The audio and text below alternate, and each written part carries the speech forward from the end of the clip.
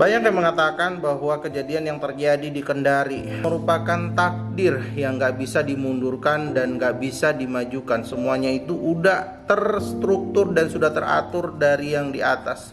Namun yang tidak mereka sadari bahwa sebenarnya takdir itu secara sederhananya itu ada yang bisa dirubah, dan ada ketetapan yang udah gak bisa mutlak dan udah gak bisa dirubah. Contohnya seperti kayak kita lahir dengan kondisi fisik yang berbeda daripada orang lain, yang itu udah nggak bisa dirubah. Kalaupun dirubah itu nggak akan bisa sampai benar-benar normal orang kayak biasanya.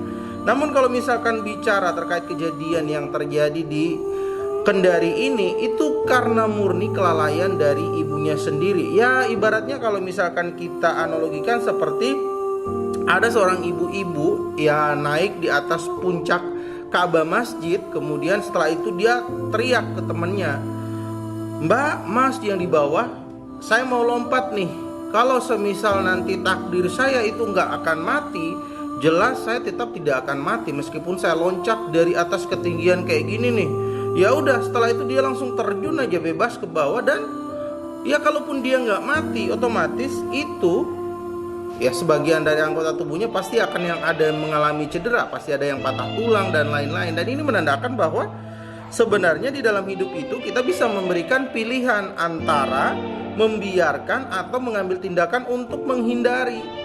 Nah, hal ini pula yang terjadi di dalam kasus kecelakaan yang terjadi kepada keempat balita ini.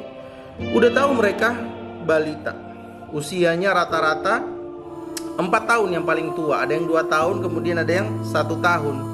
Emang apa yang bisa dilakukan oleh anak 4 tahun untuk menghindari bahaya? Apalagi bahaya itu adalah sebuah kebakaran. Dan setelah itu mungkin sekarang orang-orang bondong mengatakan bahwa ini udah suratan takdir lah. Namun kalau misalkan kita lihat, hal tersebut justru merupakan kelalaian dari ibunya karena meninggalkan 4 anak balitanya tanpa ada pengawasan dari orang dewasa. So kalau kalian ngelihatnya gimana teman-teman?